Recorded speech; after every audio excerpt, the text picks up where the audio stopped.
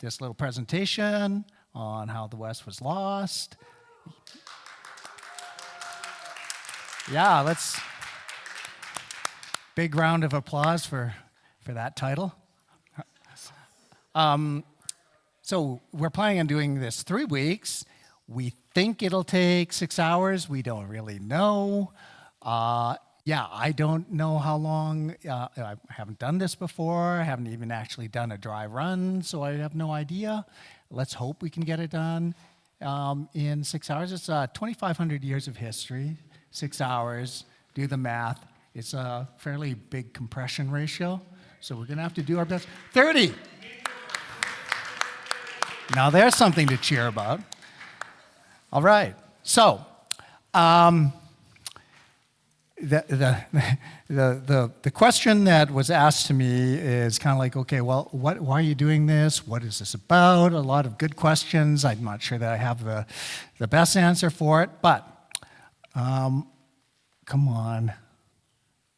There we go. But one thing I alluded to sort of when I was doing the intro was something about, okay, what's going on with society, what's going on with our present Western civilization, our culture, and those sorts of things. I talked a little bit about all the goings on over the last 5 years, but what actually originally got me started on this was this kind of, call it social catchphrases that we kind of, in our Western society, we've seen.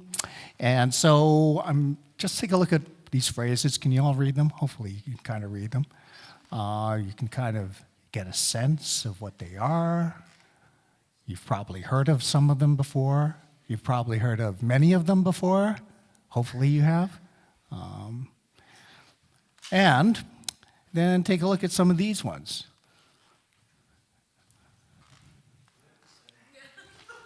Yeah, well, if they look the same, then you need glasses, better glasses.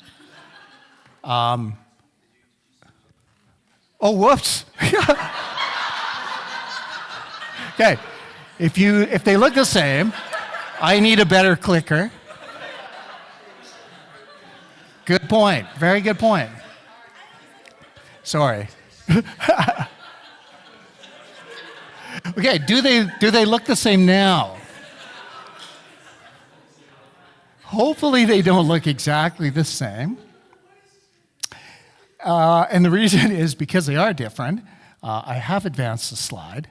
And you may feel like, yeah, you know what, these ones I've seen a lot of too. I understand that they're very much in vogue in the media now.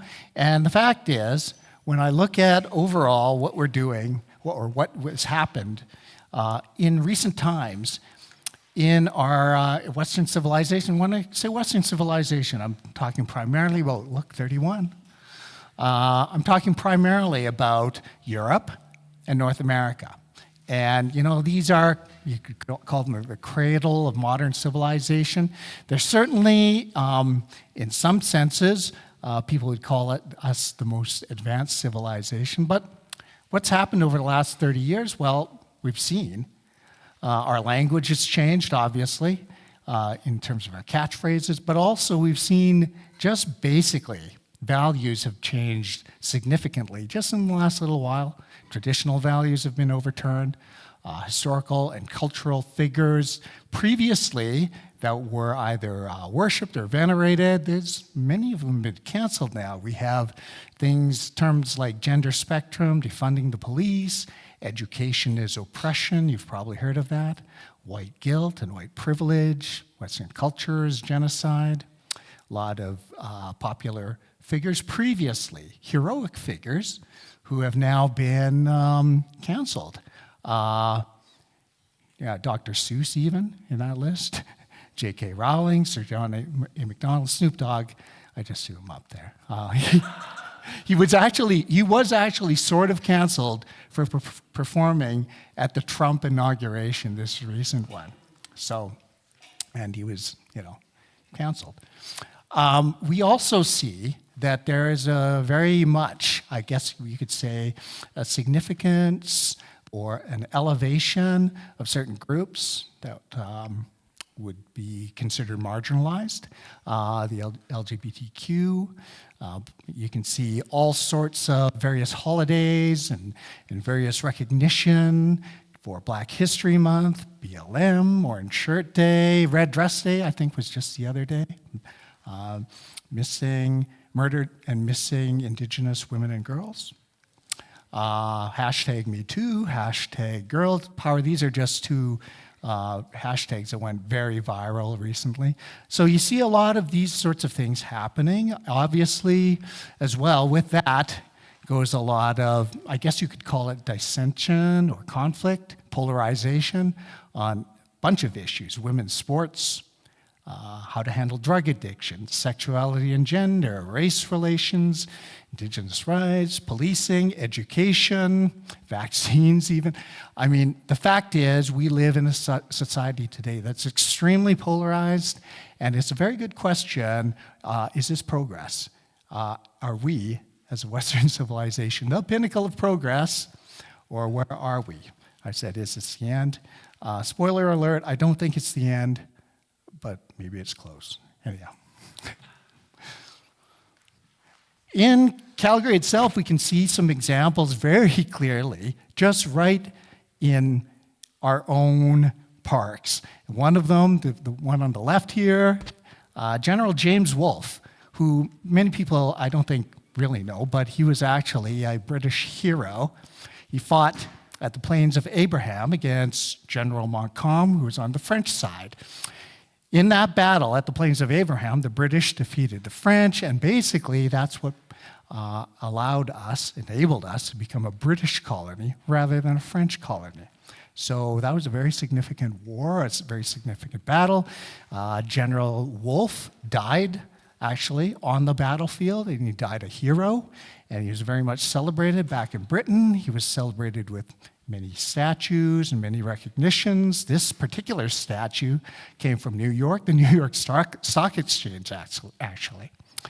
And then they brought it to Calgary and placed it in South Mount Royal Park. And it still sits there. But not far from where we are right now, in Inglewood, you can see another statue, and it's called Wolfe and the Sparrows. It's right across from the Inglewood Drive-In, really. Right near that bridge that goes across to the zoo.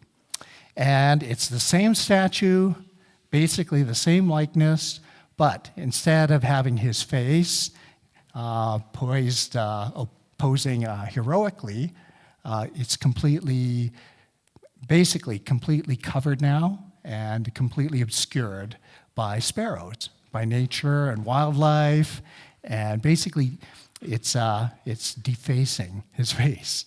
And the idea being that previous heroes are perhaps, in light of today, in light of time, no longer so much heroes. And so we see this kind of phenomenon happening quite often in our society today. This is the kind of thing that prompted this presentation, and that's why I wanted to do this. I think it's worthwhile to take a look at how we got to this place and why we got here. And then, so the first two sessions are going to cover that, hopefully. And then the last session, hopefully, we'll get to the place where we can talk about our Christian response to the society we live in. Yeah, like I say, it's all very hopeful. And that's because the person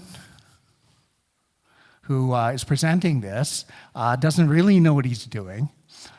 He's not a scholar or an expert.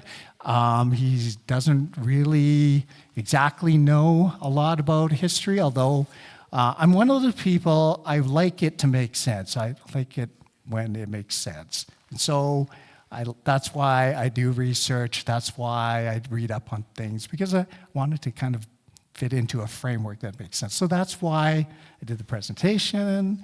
That's why we're doing this. This is not a Bible study. I'm sorry. Although we will talk about the Bible probably in the third session a bit. This is going to be a lecture style, as you've seen already. I'm going to talk and you're going to listen, and I'm sorry.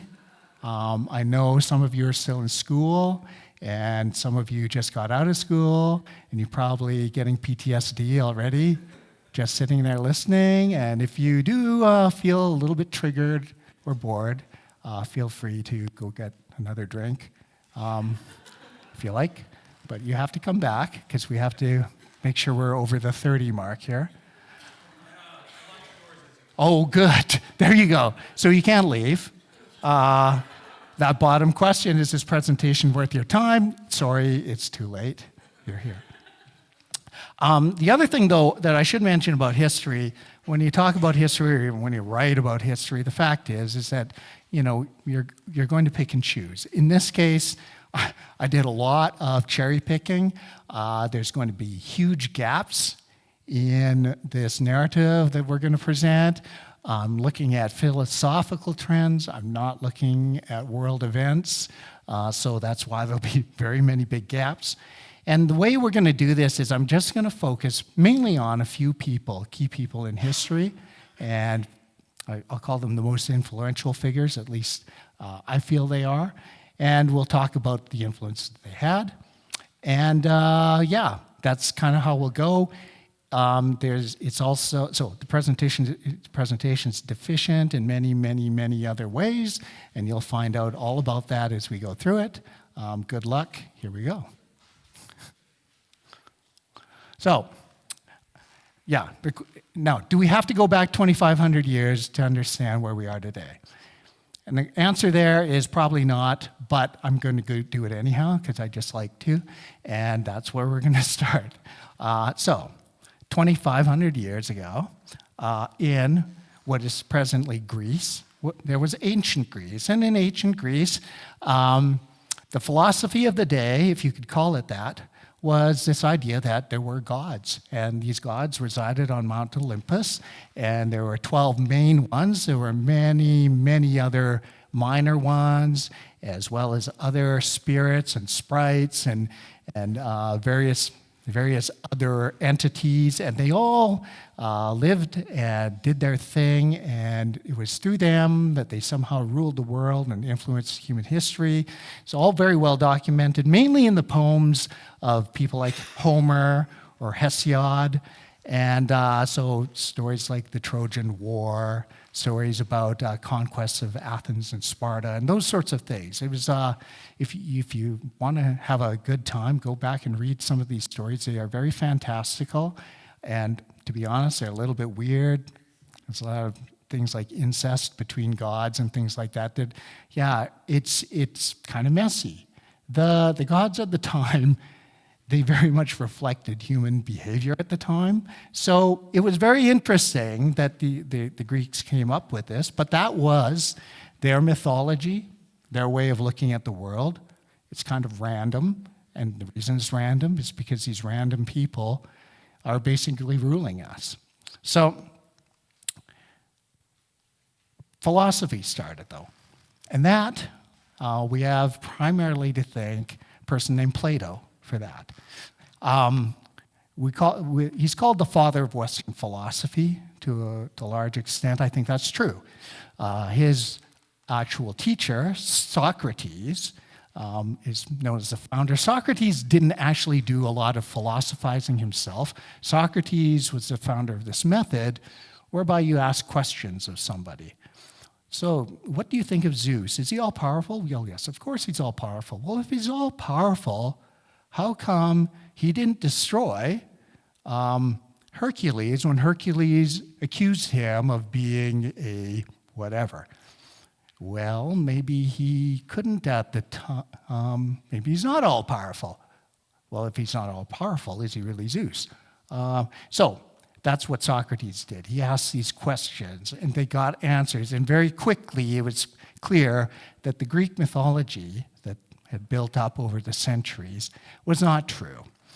Socrates was actually sentenced to death for his, he was basically caused or charged with adulterating the Greek youth at the time, poisoning them with these bad ideas, and so he was sentenced to death and he died. But his thoughts were very pervasive. And Plato, his student, carried on with those thoughts. And pretty much by the time Plato became a prominent teacher, it was very clear that Greek mythology was not the order of the day. In fact, there was something else that needed to take its place. And Plato himself, he prompted all of that with his profound questions about, existence, creation, the world. Where does this world come from? Where do humans come from? Why do we exist?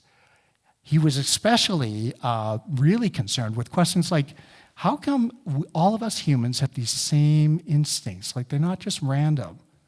We all know. It doesn't matter where we come from, what language we speak. We know what certain things are. We know what love is. We know what motherhood is. We all have that same warm feeling when we think about that.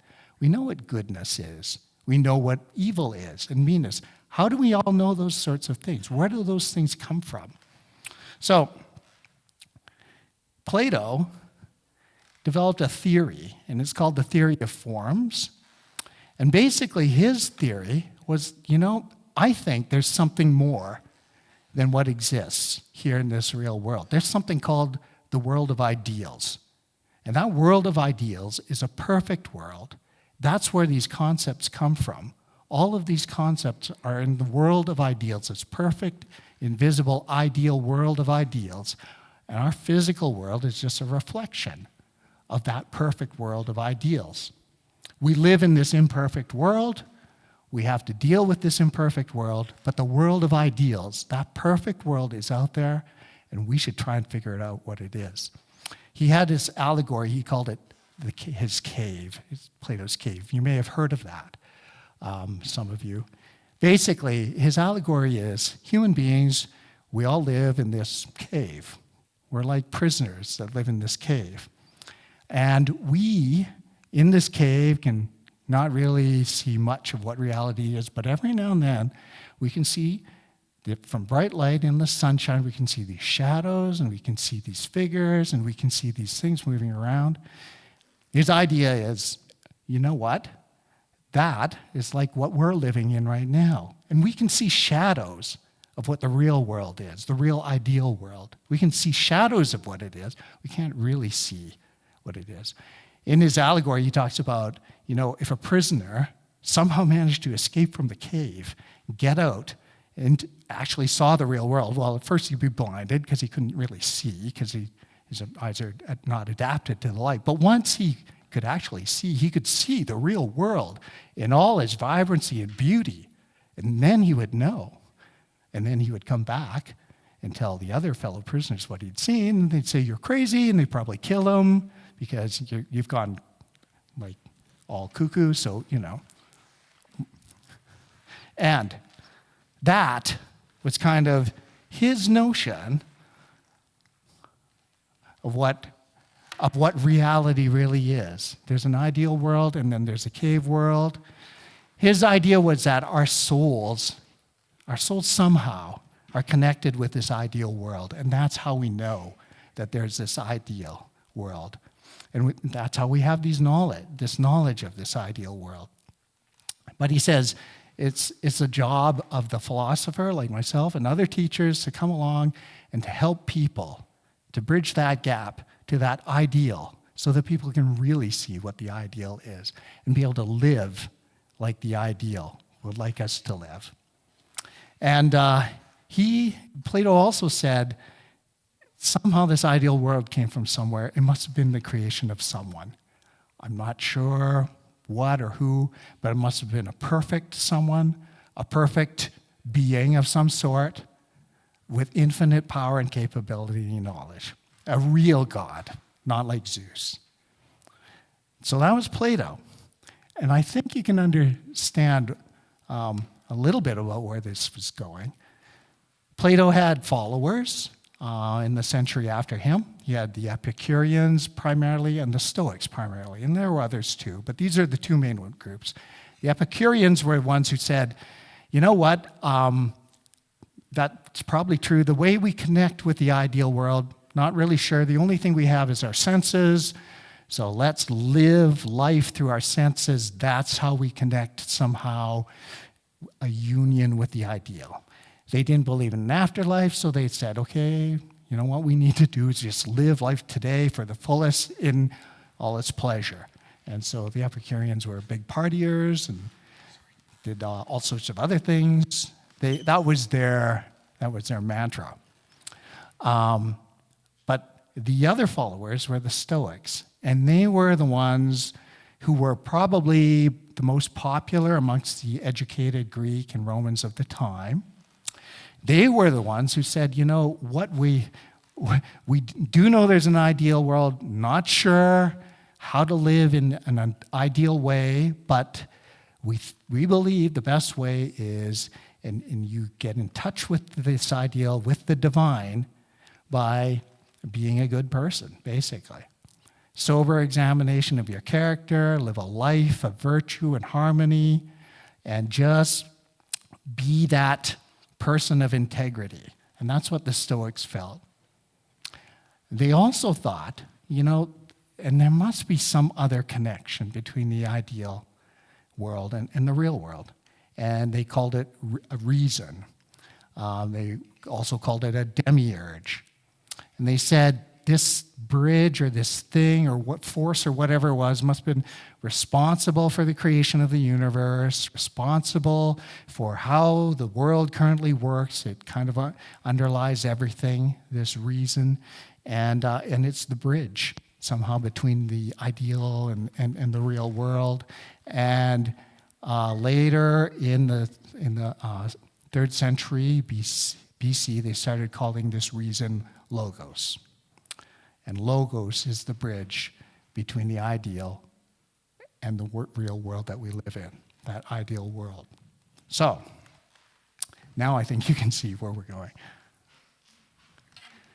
By the time Christianity came along, which is, the 1st century AD, the world was ripe. Greek thought was ripe for Christianity. And I say it as a perfect union. Well, it's a pretty good union. Not perfect, but pretty good. But this concept of Christianity, God's perfection versus man's imperfection and the world's imperfection, is very much aligned with Greek thought at the time, in particular Stoicism. So some examples. We can see some examples right in the Gospel of John, in other Gospels, but for instance, Gospel of John. In the beginning was the Word, Logos. The Word was with God, and the Word was God. Logos was with God, was God. Jesus is the Logos, the bridge between the ideal and the real world, the bridge between the Creator and man. Paul, same thing. 1 Corinthians 13:12, now we see in a mirror dimly, but then face to face. Colossians 2:17, these are a shadow of things to come, but the substances of Christ. That language is very Platonic language, Plato's cave language. We now see dimly, we now see shadows. These are just a reflection, a poor representation of what is really there, the things to come. And that was very much a Stoic type of thought. In Acts 17, in this little picture here is supposed to depict Paul's sermon on the Areopagus. I don't think it quite looked like that, but he was up there and he was preaching to Stoics and Epicureans. And he was talking to them about this new philosophy, Christianity. And he talked quite at length. And they were very interested. You can almost see when you read Acts 17 how they could have come along with that conversation, that discussion that he was presenting. And this idea that, he says there, "For we are its offspring," is a quote from your Stoic philosophers. And it is. This idea that humans being part of the offspring of the one God. And so you can see how the Stoics would not. Now, of course, it all fell apart in that presentation when he started talking about the resurrection from the dead. The Stoics did not believe in an afterlife. But that was the only point. Once you get past that point of, Jesus was the Logos. Jesus is the one who rose from the dead. that little bridge, that little, I guess, point of unbelief, believe that Jesus rose from the dead. That is the one thing that separated Stoicism from Christianity.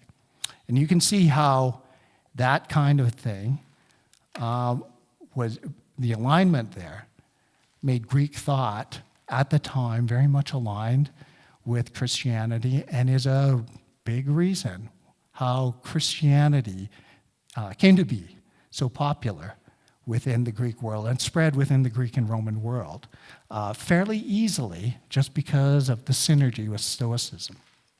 Now, there are people, so I personally, I'll just make an editorial comment here. I personally think that's a providential, a God given, a God influenced, I guess, over the course of history. His influence made it in the fullness of time. These things come together to basically allow Christianity to flourish. You could say Jesus was the culmination of the Jewish thought of the Old Testament. He was the culmination as well of Greek thought and Stoic thought. And it all kind of came together within that Jewish and Greek Hellenistic world.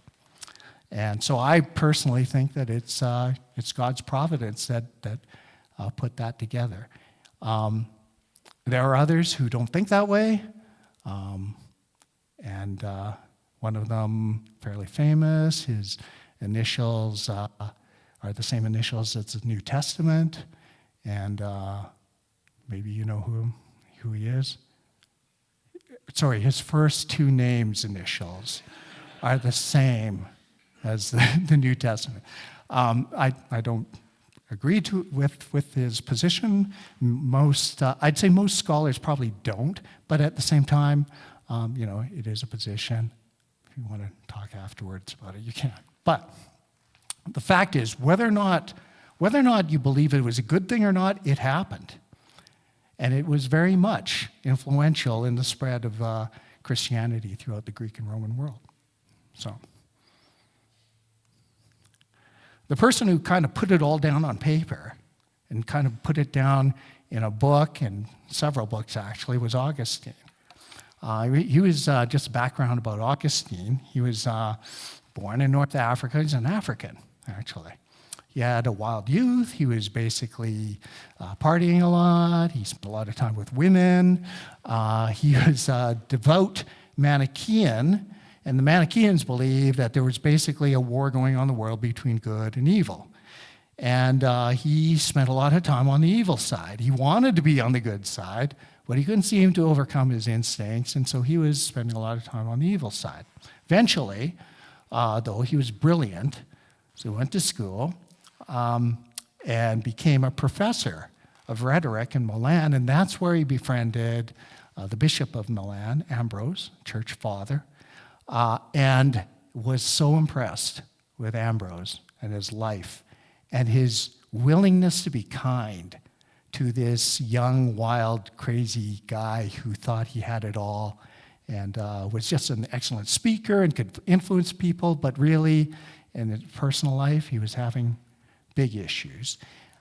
And one day, as he was walking, apparently, he heard a voice saying, "Pick up and read." He saw a Bible sitting basically on a table in front of him, picked up and read. He saw this verse, Romans 3:14, arm yourself with the Lord Jesus Christ, spend no more thought on nature and nature's appetites, and that's when he realized this is the answer. This is the answer to all my struggles and my woes and why I can't overcome my evil. I need the Lord Jesus Christ to do that. He returned to North Africa. He became a bishop there and dedicated his life to preaching and to writing. He wrote 96 books. That's quite a few. Two of his biggest books, Confessions, his autobiography, and there's a quote there, and the other one, City of God. I have the book. I wouldn't necessarily recommend reading it.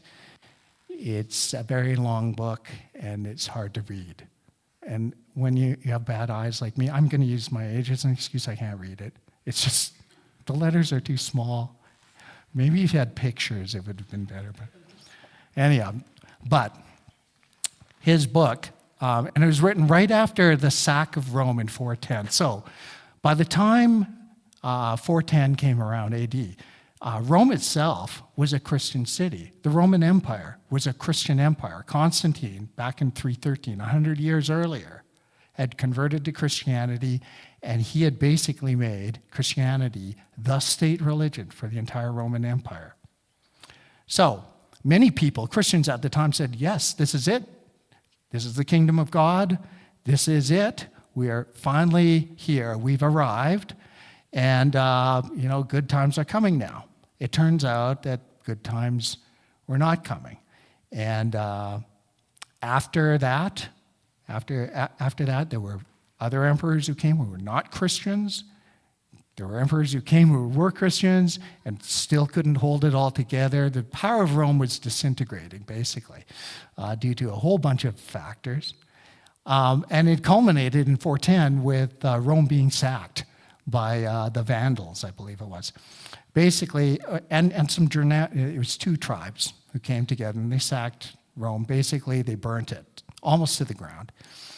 And so Augustine wrote this book, and he said, and his book is to Christians at the time. He said, look, you might have thought that Rome was the city of God, that Rome was it, that our Roman Empire was the kingdom of God. No, you guys had it wrong, and this is what it is. And he basically lays out in that book this dualistic kind of motif where he said, you know what, there's a kingdom of God and there's a kingdom of man. We're in the kingdom of man. We're living there right now. There's a kingdom of God, but that's the ideal world. There's the perfection of God and the fallenness of creation. There's the sinlessness of Christ, the sinfulness of man. He draws these contrasts out. And he said, sin has permeated all of this creation that we live in. It's Christ's sacrifice that has redeemed it. And he goes through and develops the theology of Christ's sacrifice and his blood and how it atoned for us, atones for creation, and through that, we basically can now have access to and can further the real kingdom of God, which is not the kingdom of man or the cities or any of that. That theology basically has become the basis for all of Catholic and Protestant belief over the centuries. And that's why he's really considered the father of Christian theology mainly by the Catholics and Protestants in the West. The Eastern Orthodox faith has different church fathers that were also influencing their theology. But certainly for the West, it was Augustine. So, very influential figure, and basically he wrote this all down. Despite the fact that Rome fell then, Christianity continued, though, to spread. And it still spread, not only because most of the Roman Empire already were Christian. These new tribes that were coming in, invading from the north, they weren't Christian, but they were quite open to whatever. And in this particular case, they were primarily warlike tribes, like the Goths and the Visigoths, like the Vandals, like the Franks. Those people came in, the Normans, and they basically were very warlike, but they had this idea that, you know what, you sacrifice to a god before your battle, and that God helps you to win. And so you can see on the third bullet there, it talks about Germanic polytheism warrior culture. Basically, they said, you know, if Odin failed, if you sacrificed to Odin and it failed, well, one could try it with Christ for once. And so some people did that. And sure enough, they won the battle. And because they had a lot of success in battle, sacrificing to Christ, they became very much of the belief that Christ was their warrior king, their ultimate warrior king that was leading them into battle, allowing them to do all of these invasions and overtaking of all these lands. And it resonated very strongly with them, that Christian narrative that Christ was the warrior king. As well, this idea that Christ, the warrior king, sacrificed himself for his people. That was something that resonated extremely strongly with them too, this idea of hero, this hero who sacrifices. So the idea here is now throughout all of Europe, basically, all of the barbarian tribes are Christianized. The monasteries and cathedrals that have been set up continue to grow and expand. And they became centers of learning and education. And the Roman Empire itself, even though that had disintegrated, the Roman Church still carried on. And there was learning and missions and centers for helping the poor, and all those sorts of things were helping because of the church in those areas. And then education. Education was a big new part of Charlemagne, who came in about 800 AD and tried to reunite all of the Western Roman Empire. And when he did, Charlemagne, meaning Charles the Great, he dedicated that Roman Empire to Christ and made it one of his tenets to make sure that every city had a place of learning. So he was an influential figure as well. Let's see, where am I going here? If you look at what Europe looked like at that time, you can see all these colors. These colors, they used to be the Roman Empire. They were fragmented by, about 600 to 700 AD. But they were all unified by Christian belief. And that's kind of the story of Christianity and its spread. And I wish that was the end of the story, but it's not. Yes, it was a very much Christianized place, and yet at the same time, it wasn't exactly. As in, there were still many bad things that occurred during these times. Christianity was widespread, but it did not mean peace. These were very, generally speaking, by our standards, warlike people. And they were used to resolving conflicts through war. And Pastor Dan talked about Arianism in his sermon this past Sunday. Arianism, there were lots of battles fought over Arianism. And this idea that many of the Christians originally were Arianists, who believed that Jesus Christ was not God. He was actually a created being rather than God. There was a lot of wars. When you talk about religious wars, well, religious wars, right, within Christianity. There are many tribal invasions and conflicts, and of course, maybe the big one, the rise of Islam. And Islam was, I'm not going to go into all of the details of it, but it was founded later on, 6th century AD. But the fact is that it was a very much an evangelistic type of mission, type of religion. But it wasn't evangelism by spreading the good news or doing good works. It was evangelism primarily by the sword, if they needed to. And so they came along and they basically conquered nations and made them convert to the Muslim religion, to Islam. And that happened all over the Middle East and throughout North Africa and through Spain as well. And obviously it was of huge concern to the church and to the other countries at the time, call them the empires at the time. And so the response to that was something called the Crusades, and I think you've all heard of the Crusades, and so this was the pushback.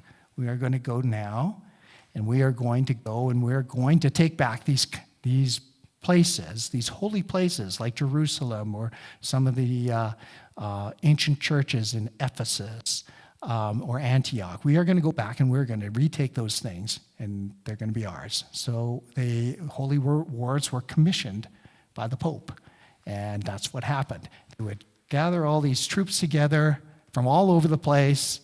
We'd say, bless them, and you go on your holy war, and you go retake Jerusalem, or whatever it happened to be.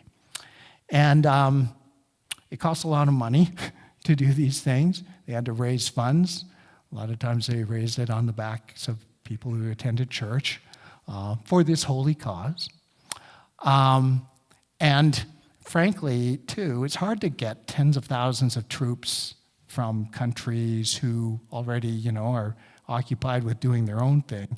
So they had to pay people to come, and these people that they paid to come on these crusades often were not really nice people. They were just doing it for the money. And so they would get on the crusade, and they'd all get on a caravan or on ships, and they would go. And off they would go. It's fair to say that the first three crusades, sort of successful, as in they were able to retake Jerusalem, and they'd set up Jerusalem as a Christian city for a little while, and then they would leave. And then Jerusalem would get retaken. But those, okay, well, let's do this again. So a second crusade, let's go and we'll get this thing right this time. And sure enough, you'd go in and take it, and then you'd leave. And then after a while, whoops. So, three mixed results. But it was the fourth crusade that was by far the worst crusade. It was horrible. And so that one was when it was actually Christian on Christian violence, really. What it was the Roman, the soldiers from Italy that were commissioned to go and take over Jerusalem. They were told they would get paid when they got to Constantinople, which was kind of halfway in between. And they got to Constantinople, and they didn't get paid. And these are all mercenary soldiers. I need my money. I need my food. I need my whatever. You're not paying me. Okay, we'll take it out on Constantinople. And that's what they did. And they basically wiped out Constantinople. They sacked Constantinople. And this is Christian soldiers. And they wiped it out. They took off all sorts of treasures and goods out of Constantinople back to the Venice, where many of them came from. And that led to this permanent schism, separation between the Roman and Eastern churches.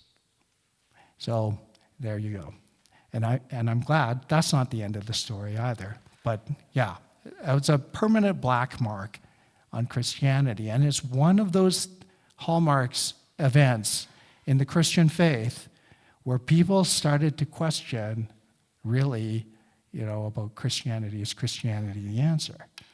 When we have these kinds of wars between Christians, huge ones that result in huge separations and permanent damage. Incidentally, I think it was 2004, when the Roman Catholic Church officially apologized for this sacking of Constantinople by their sponsored soldiers. I should point out, too, the Pope at the time ordered those soldiers do not attack Constantinople, but he had no power, and they did. Anyhow, he apologized. 800 years later, to the day, there was an apology made, and it was accepted. So I'd like to say it's all forgiven now, but no, 800 years, no. Anyhow.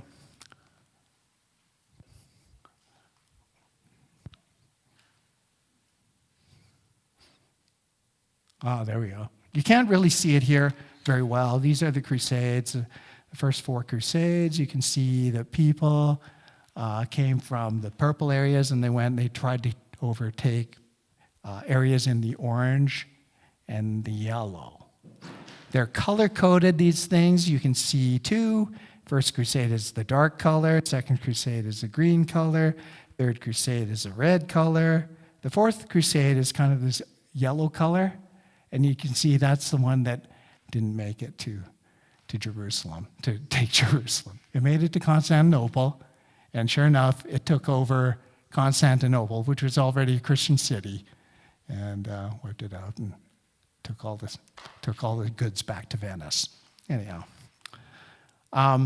so why am I telling you all of that?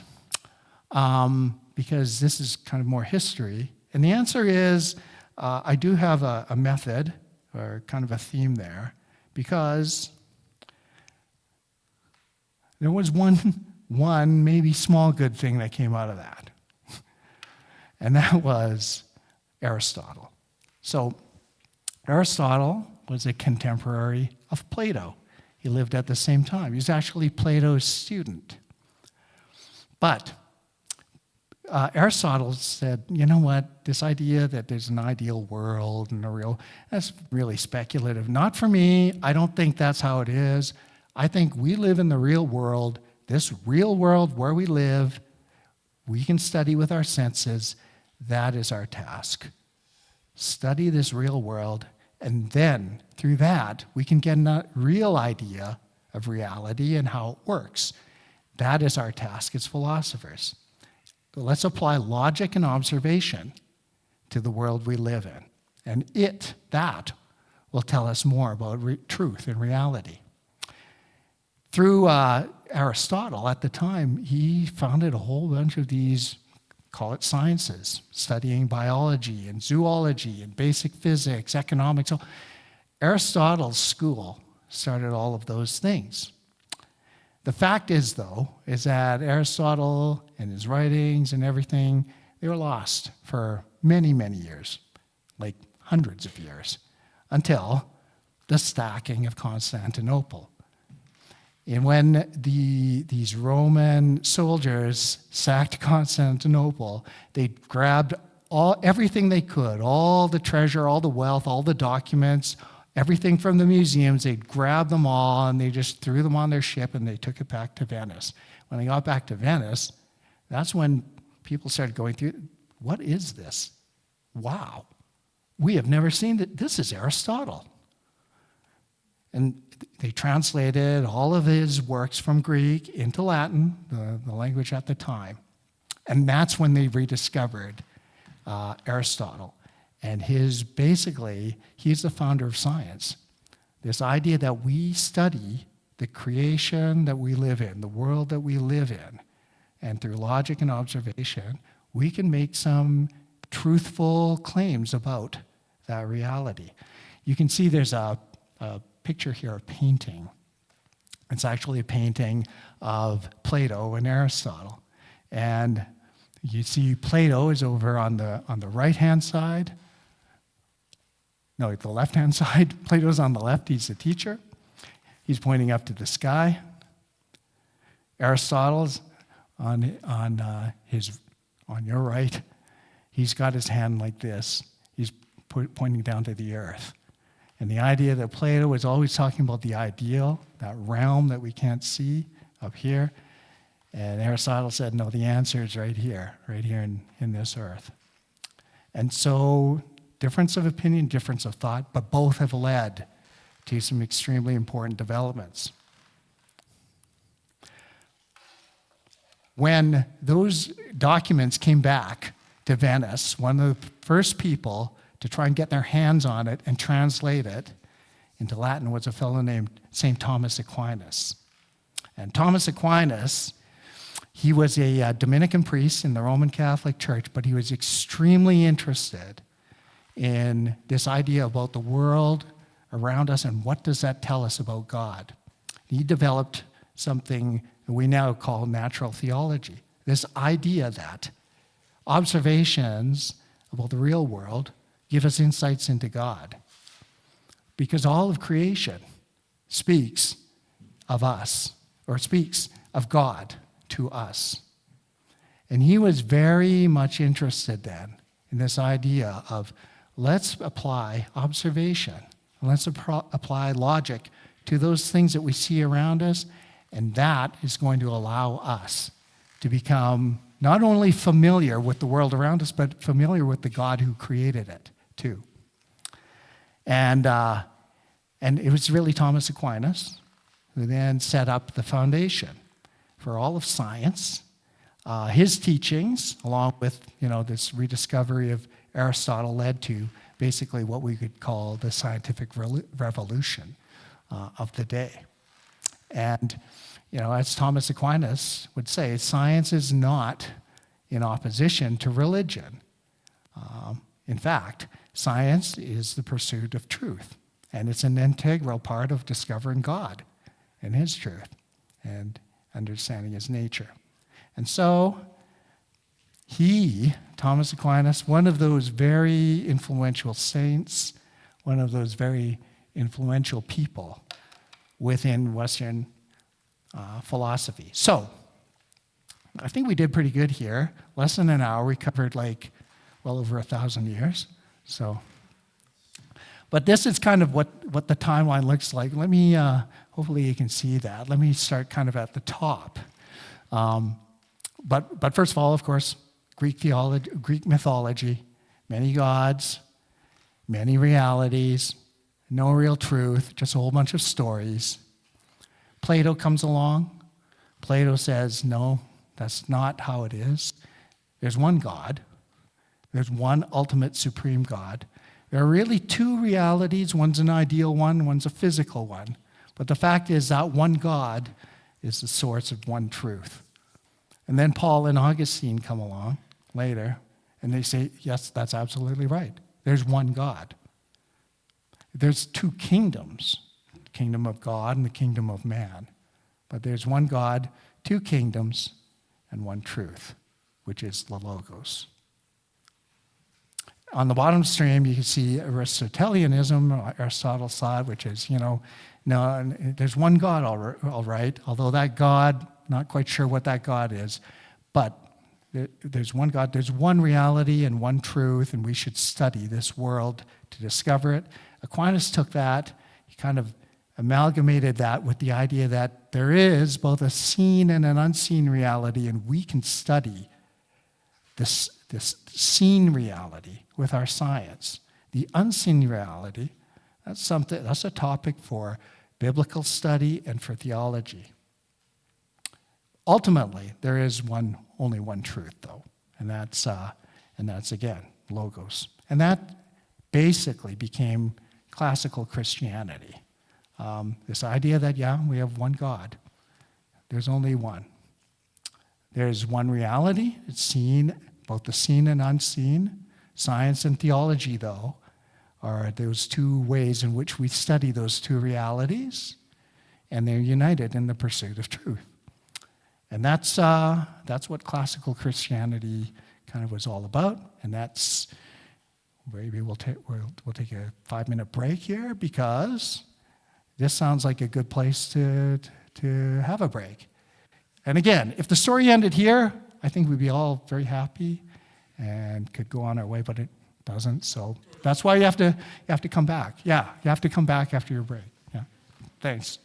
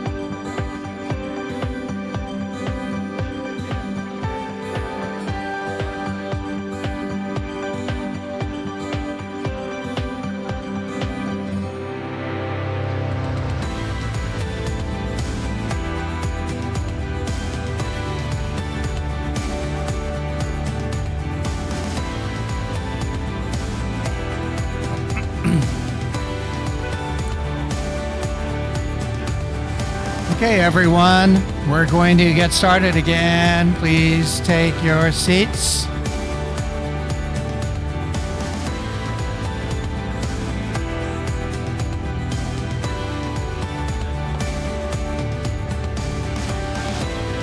Yes, I did. Sit down, everybody, please.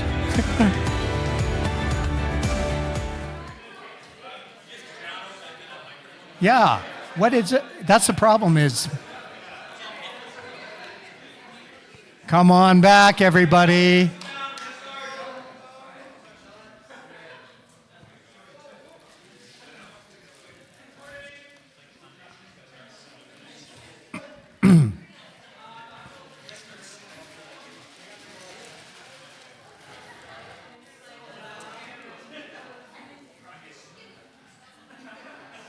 Okay, we'll start calling out names if we need to. Sue Klumpenhauer. Marie Hasegawa. Tanya Kamori. Please take your seat.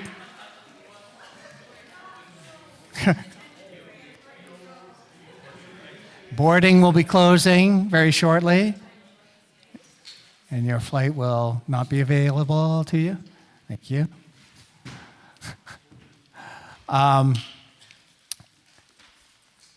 William asked me just to remind people that we do have the presentation actually being both live streamed and recorded right now, if you ever want to go.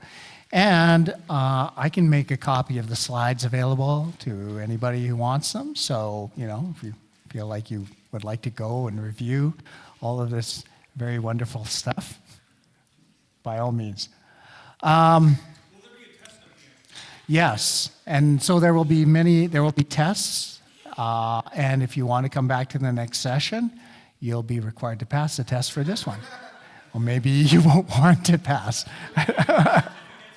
Oh, yeah, the certificate. Yeah, very good idea. I should give a little bit as well. If you get a very good mark, we'll put a little star on your test. Yeah, a little happy face. Yeah, so where are we? 1 hour down, 5 to go. That wasn't so bad, was it? Okay, well, anyhow. So we're at this place now in kind of an overall Western, call it Western philosophy, Western Christian thought, where things are sort of coming together, at least from a thought perspective. Classical Christianity basically pervades most of Western civilization, which would be, again, Europe primarily. And so we're at this good place, but as usual, things are not always as good as they seem, and they're not always as good for as long as you would like them to be.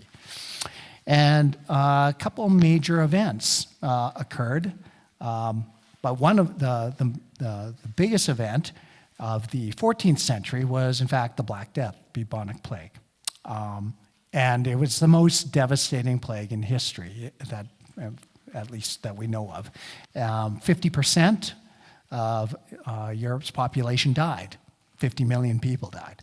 That's a lot of people. And we think about COVID and what that's like, and there was a worldwide death toll, I think somewhere in the 2 to 3 million, something like that. Anyhow, clearly, and the mortality rate of the bubonic plague was 80%, at least that's what it was estimated as. So if you contracted it, there was an 80% chance that you would die, and so many, many people died in Europe at the time. There were a lot of things that happened as a result of that, of the Black Death. One of them being a questioning of religion. Again, why is this happening? Where is God? The church did not have the answers. In fact, the church itself weakened, not only because they started to lack funds because parishioners couldn't give any funds anymore, but because half the clergy died, half the leadership in the church, whether it be monks, whether it be trained teachers, whether it be bishops, or even upper echelon clergy. it touched everybody. Half of them died. As well, huge social upheaval. In some ways, perhaps it's good. Feudalism, for instance, which was the economic system by where one person, a lord, owned a whole bunch of territory, and within his fief, or fiefdom, peasants were allowed to farm. Some of them were just slaves. Some of them were allowed to farm and take a share of the crops from those farms, but overall it was owned by the feudal lord.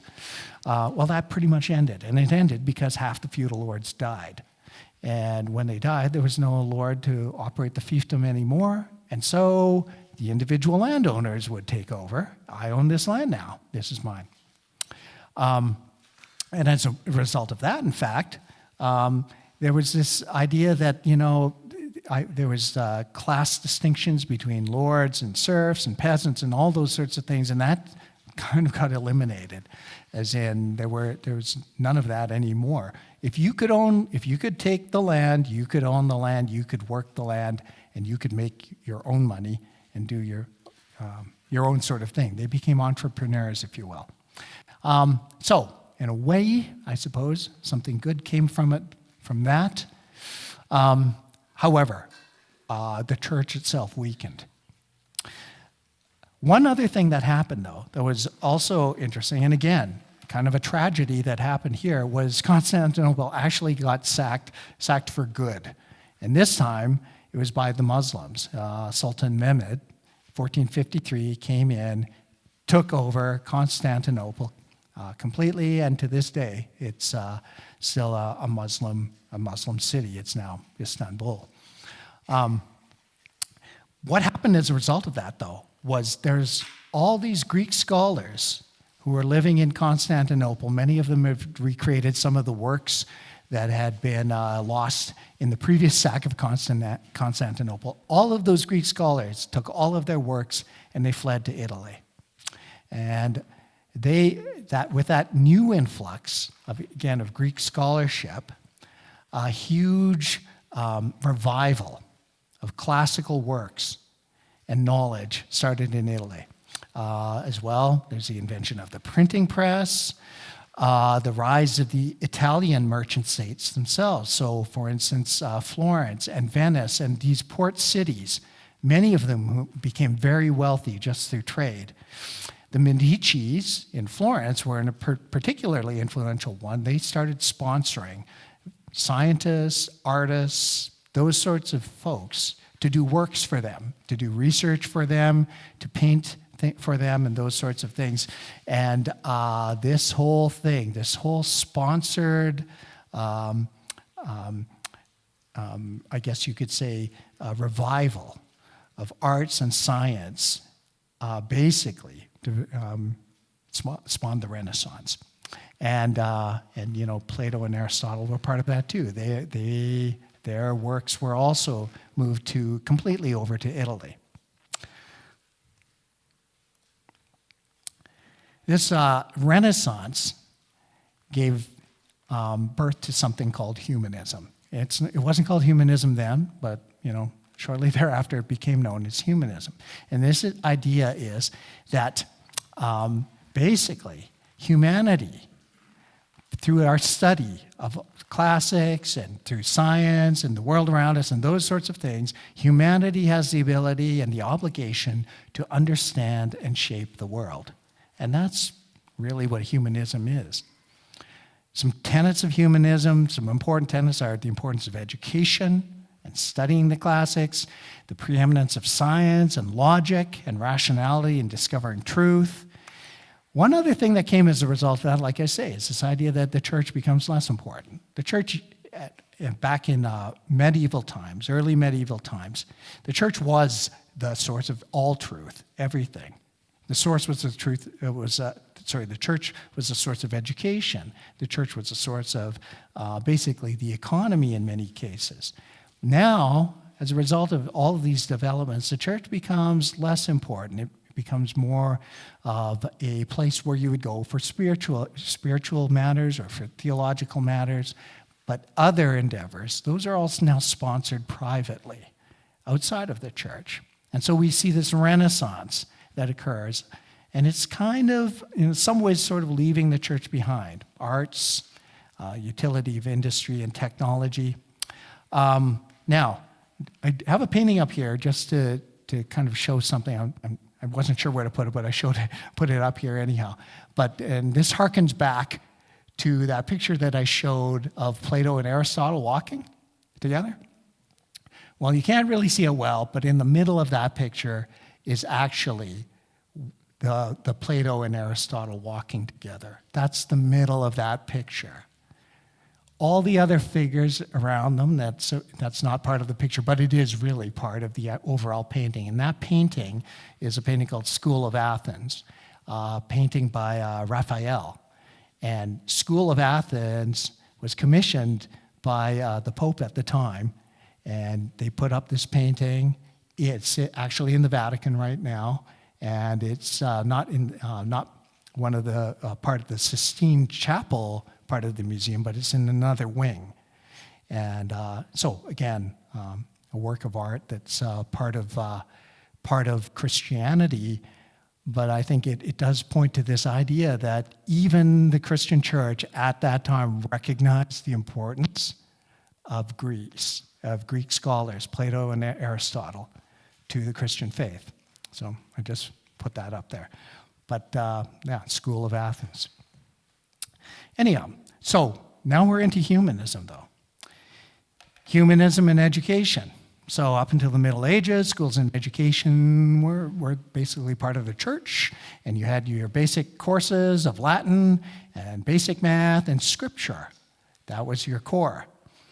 But now we've introduced Greek and Roman and Arabic texts into the curriculum, and as well, the establishment of universities.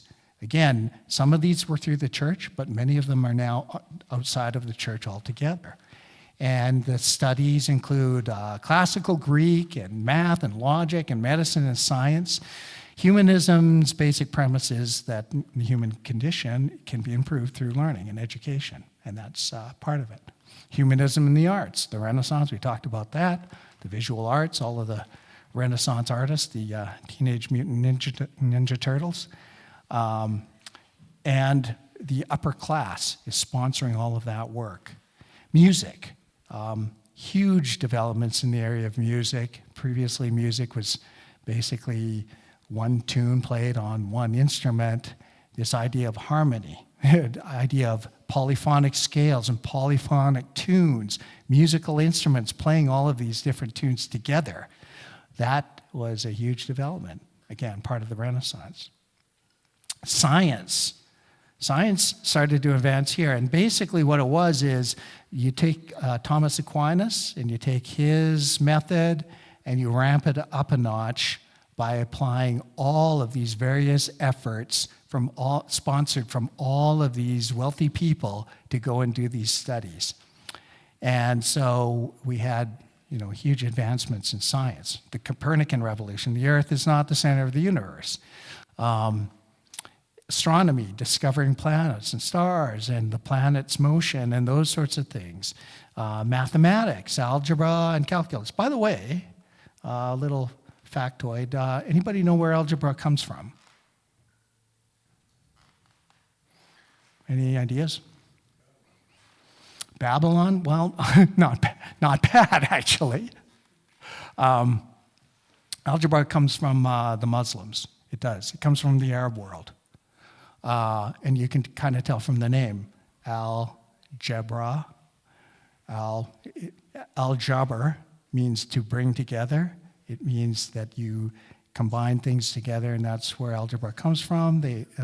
Algebra was actually part of the curriculum back in Muslim schools around in somewhere between 800 and 1000 AD. We, Western civilization, discovered it with the fall of Constantinople. We brought all of these Greek scholars, and they had some Arabic works with them, and sure enough, there's algebra in there. So you can blame the Muslims for your PTSD with your math class in high school. Anyhow, calculus as well. Physics, And we'll talk about Newton very shortly because he's a key figure, and biology. All of these huge advances, again, made during this period. And then what about the church? Well, we talked a little bit about it already. The bubonic plague had a huge impact on the church and its influence. As well, continuing religious conflicts. Again, I think most of you know about the Reformation, the Protestant Reformation, where the Protestants, and we're part of that tradition, basically protested the corrupt practices within the Roman Church, and as a result split from the Roman Church. And these reformers, as they were called, are basically our church fathers in a way in our Protestant evangelical churches today. But there was a lot of conflict that went along with that church split. There was a war, the 30 Years' War, and it was started by Ferdinand II over Protestants in Germany, which he wanted to get rid of. And after 30 years of basically other countries joining in, supporting or not supporting one side versus the other, it was brutal. It was a brutal bloodshed. And once again, 40% of Europe's population died in this conflict. One even wonders how Europe survived with all these conflicts and diseases. But, and then religion versus science. Famous example of that is Galileo, of course, but there are others. But this idea that science came up with a concept, the church didn't like it, and the church then persecuted the person who came up with that idea.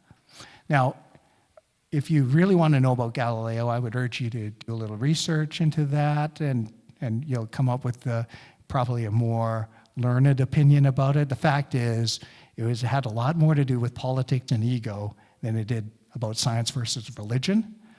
But the fact is, it was perceived in the public as, this bad religion is now trying to tell us what's right and what's wrong, again, with respect to scientific fact. And all of that weakened the church's position in popular opinion. But yeah, science versus religion was kind of the next battleground as a result of that. The question was, who owns the truth? Who really knows what's true? Is it science or is it the church? With science, the scientific method has its approach to determining truth. Observation, hypothesis, testing, and eventually you come to the truth.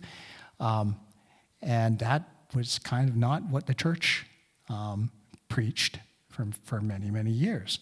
So for some people in the public, the church and God was now, along with science, a complementary source of truth.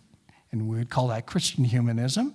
And actually, I believe many of us are probably today within that tradition. We believe that science is a source of truth. And God is also, and the church is also a source of truth.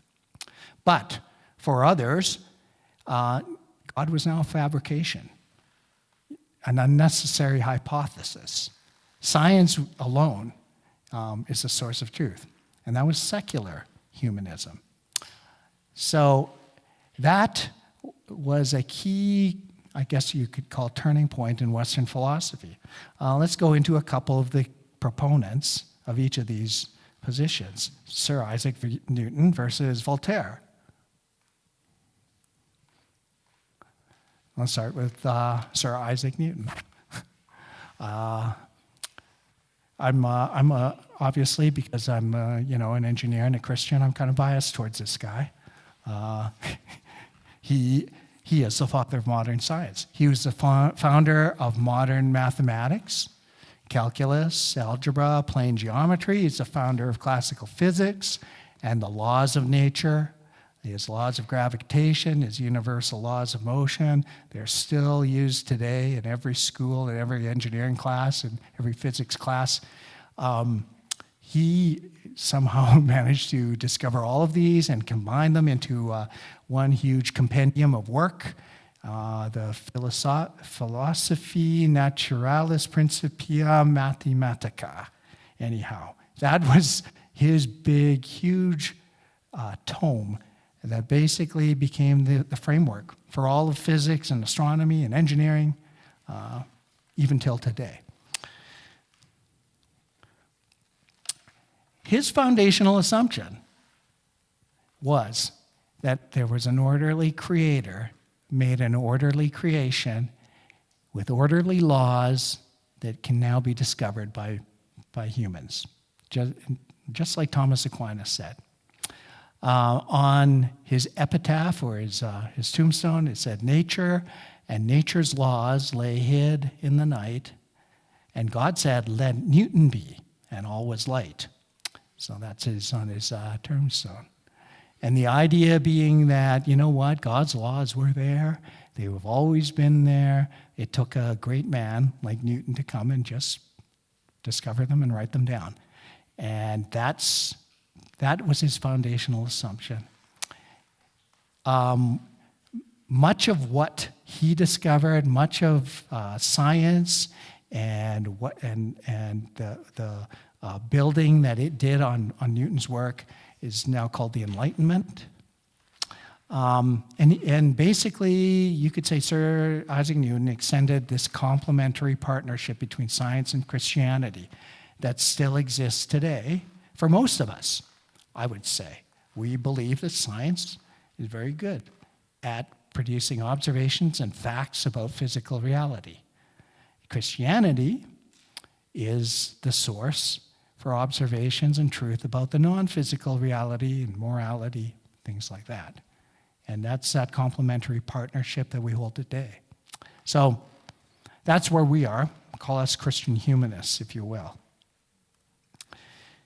But on the other hand, another force was arising within Europe in this time, and it's kind of characterized by this person. He was by far not the only one, there were many, but I'm going to use him. Francois-Marie Arouet, also known as Voltaire, his pen name. He is not called the father of atheism. I gave him that title. I'm actually not sure who's called the father of atheism. Maybe he doesn't have a father, I don't know. Anyhow, but I'm calling him that. He was a French Enlightenment writer and philosopher, and he really wasn't an atheist, actually, by pure definition. He was a deist. A deist believed that there is a supreme being, an intelligent creator, because there was ample evidence that there is. But that being is not involved in the world, in any of our activities. It's not concerned. The deist believes that the creator kind of flipped the switch and let everything go and is off doing something else right now. So Voltaire was of that belief. He was also a big coffee lover, so I kind of like him too. You know, although he drank a lot more coffee than I do, than I think any of us does, 50 to 75 cups per day. Yeah. Well, I feel like back in the day, their cups were smaller, maybe. But yeah, I don't quite know how you go through 50 to 75. Anyhow, he was an avid gardener too, just... Never trust a gardener, huh? No. But he was also an extremely intelligent and well-spoken literary figure. He was very witty. He was a witty satirist. He enjoyed poking fun at just about everything. But all the established institutions he would poke fun at, and here's some of his quotes. He poked fun at the monarchy. He said, "The comfort of the rich depends on an abundant supply of the poor." He poked fun at the military. "It's forbidden to kill. Therefore, all murderers are punished unless they kill in large numbers and to the sound of trumpets." The nature of humans and their lives. He said, "In every province, the chief occupations in order of importance are lovemaking, malicious gossip, and talking nonsense." So, high view of humanity. He also said, behind every successful man lies a surprised mother-in-law. And finally, religion. Religion began when the first scoundrel met the first fool. So I think that gives you an idea of what he thought of Christianity.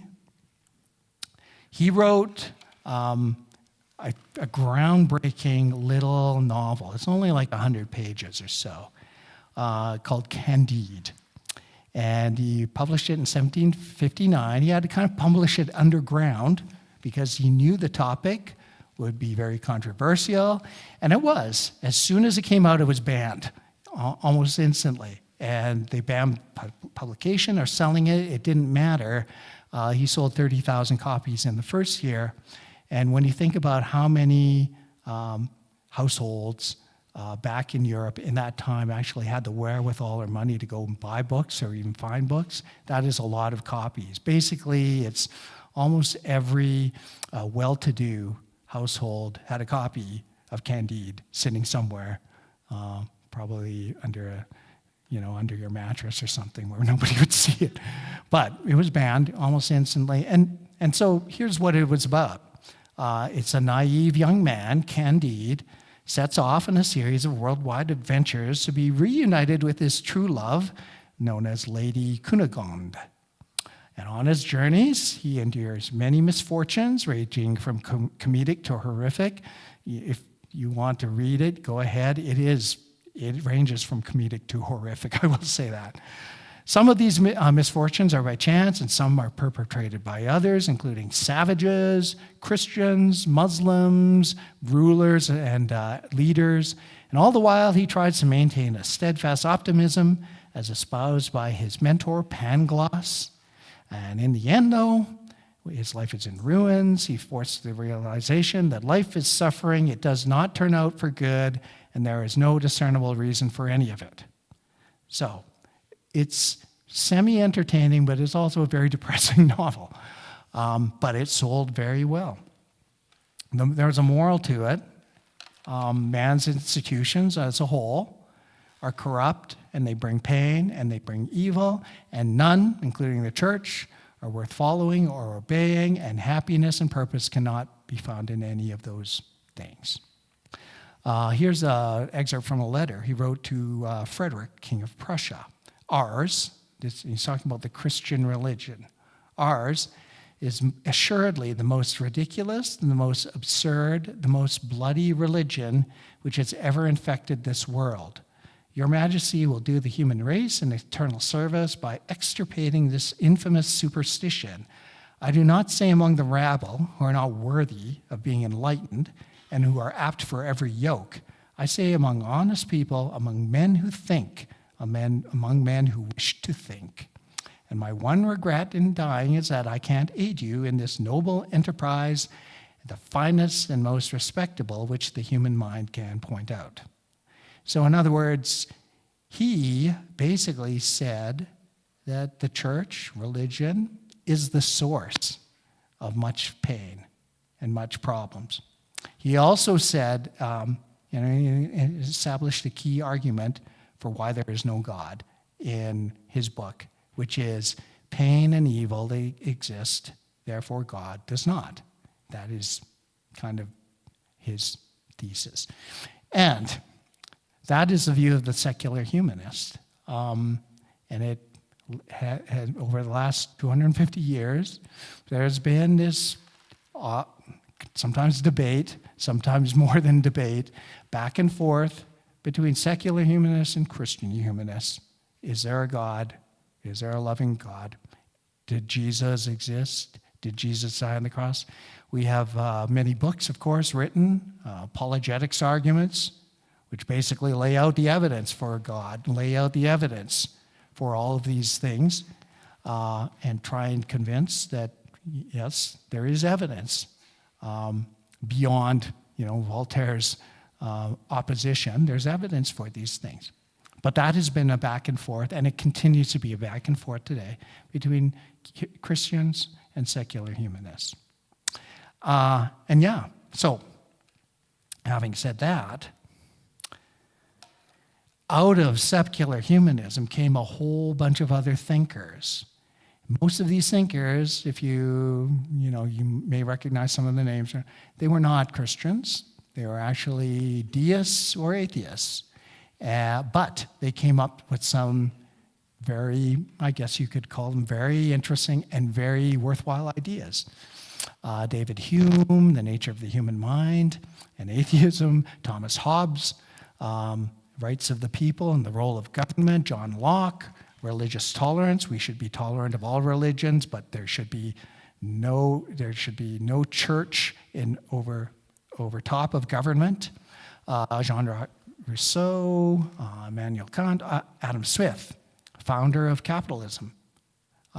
So this idea that we let people go off and do their own thing, and through their own ingenuity and hard work, they will come up with products or services that other people will buy, and that will be the foundation of an economy. That's Adam Smith.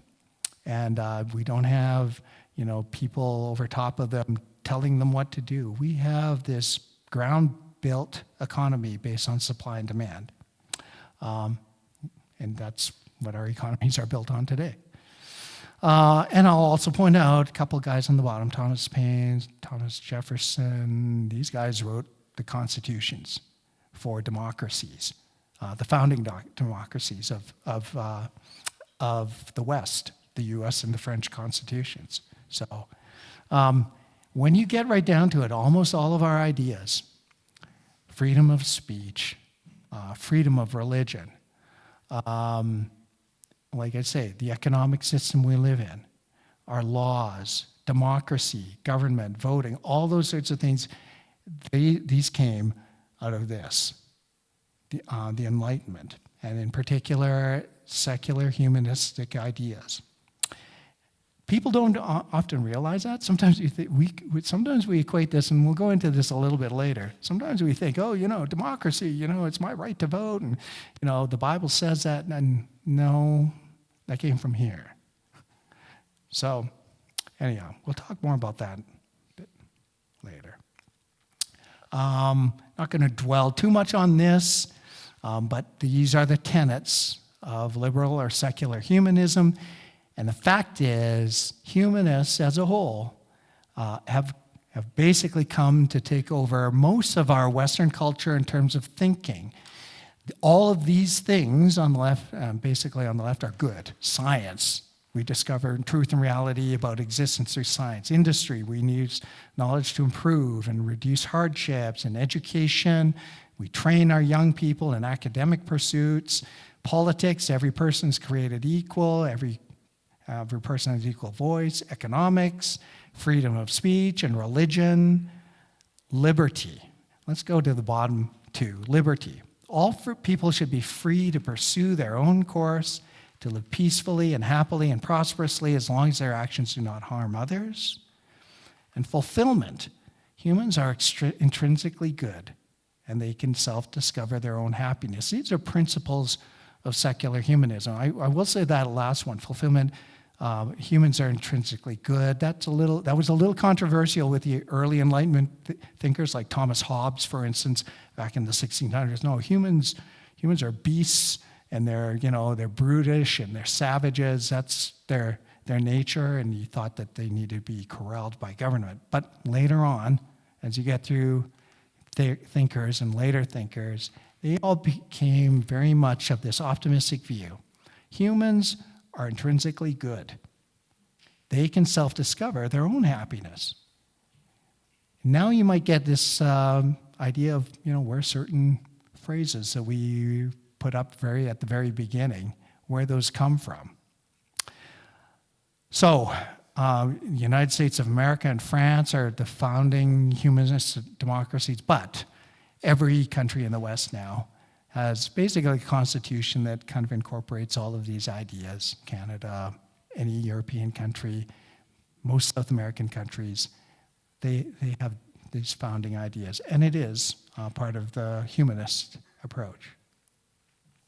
And so we come to about I'm going to say 1950. I don't know what the actual date is.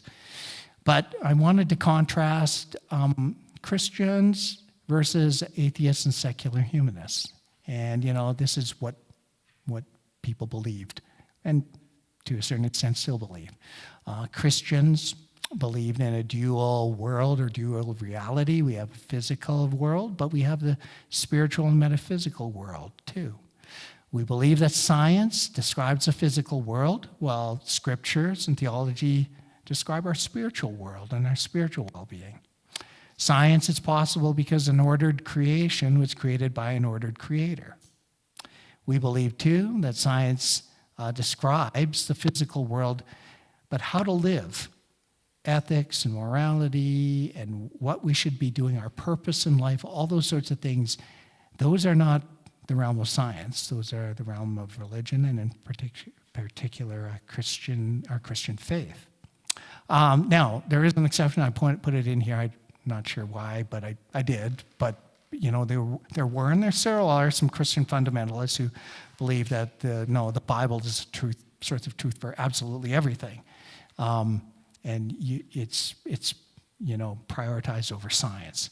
And I don't think many of us quite believe that anymore. That's the same people who believe, the earth was created in 7 days exactly, and created in whatever it is, 4004 BC, and those sorts of things. There are still people who believe that. But for the most part, we believe science is a source of truth, but it's related to our physical reality, not our spiritual. On the other hand, you've got the atheists and the secular humanists. Most of them believe in a single worldview, as in, no, there's only one reality, and it's here now, kind of like Aristotle. They believe that religion's man-made. It's a man-made creation to explain things that were kind of beyond our knowledge at the time, but science has now put knowledge within reach, so we don't need religion anymore. They've got specific objections to Christianity. There's pain, therefore there cannot be a God. God cannot be scientifically proven. Belief in God has caused more suffering or conflict than any other belief in history. Now, there are arguments against that. And by the way, on number C, belief in God has grace. I know that's brought up many, many times. Like more people have, died for the Christian faith or in conflicts due to Christianity than any other cause in the world. And I will say that's absolutely, completely false. So don't ever fall for that. I mean, you just have to look in recent history, like Stalin.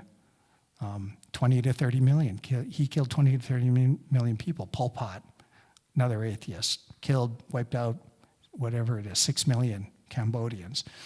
Going back further, in China, there were dynasties who killed almost 100 million people of their own people over the course of many, many years, but dynasties trying to take over each other. So, and none of those were religious conflicts, so don't ever fall for that. Anyhow, that's my little commercial.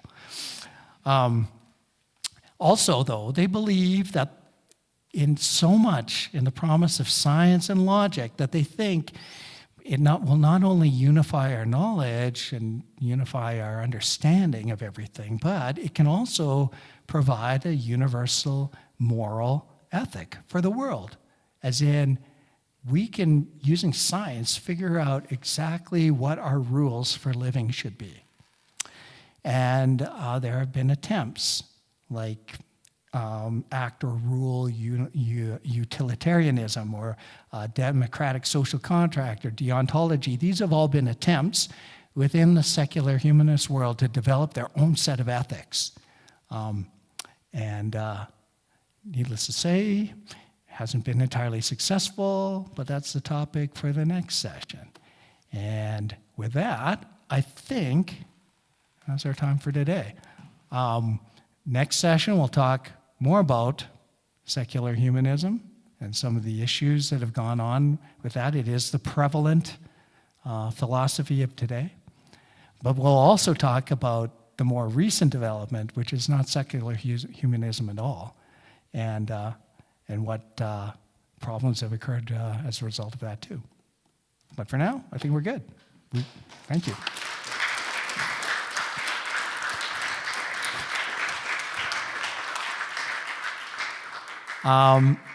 We have a couple minutes if you have any questions. Anybody have any thoughts or questions that they want to bring up or about anything?